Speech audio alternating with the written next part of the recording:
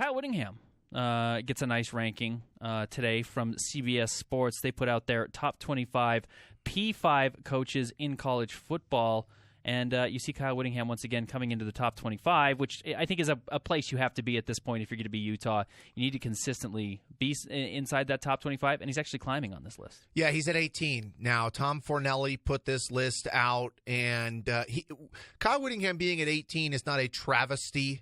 Again, I think you factor in the longevity that he's had at the program, and he's in that discussion. I'd put him in the top 15, but they put Pat Fitzgerald from Northwestern, for example, at 16.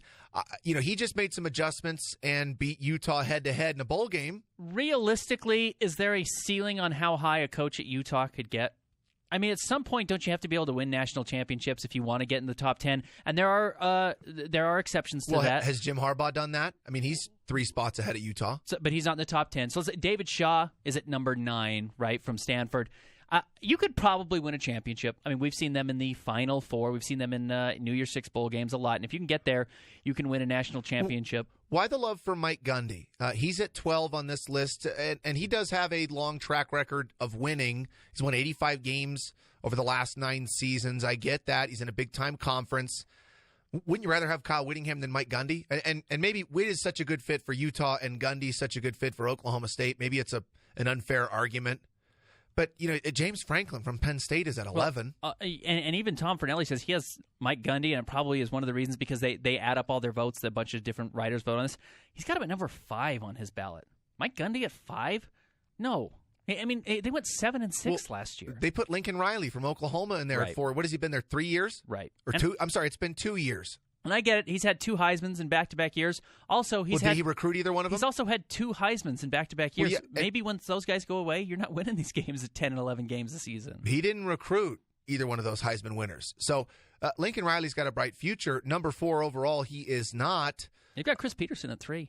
And that makes sense. I'm never going to argue with where you put Chris Peterson. He's not better than Saban or Dabo Swinney, but yeah, why not put him at 3? I wouldn't put Jimbo Fisher ahead of him or even Kirby Smart. They just haven't done enough for long enough. They have Saban at 1 and Dabo Swinney at 2. Let me ask you this. You're starting a program from scratch. You don't have any players. You don't have any coordinators.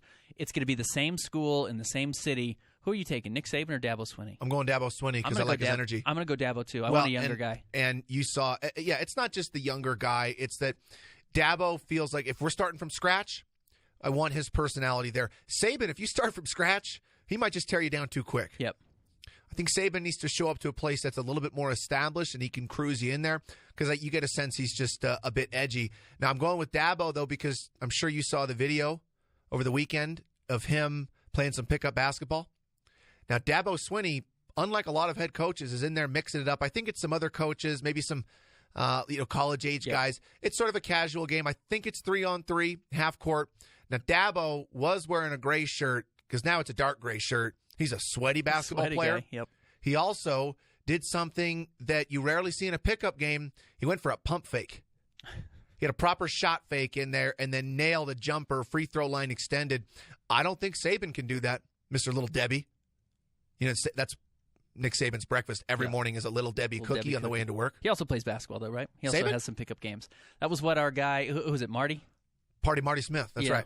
He went and did a big thing on that's right. on Saban's famous basketball games. Now also, you're not allowed to beat Saban. That's what Party Marty brought up. And he indicated it. He wouldn't say it specifically, but it doesn't sound like it's going to be good for you if you drain a shot when Coach Saban is guarding you and vice versa. Doesn't sound like you want to slap the ball out of Coach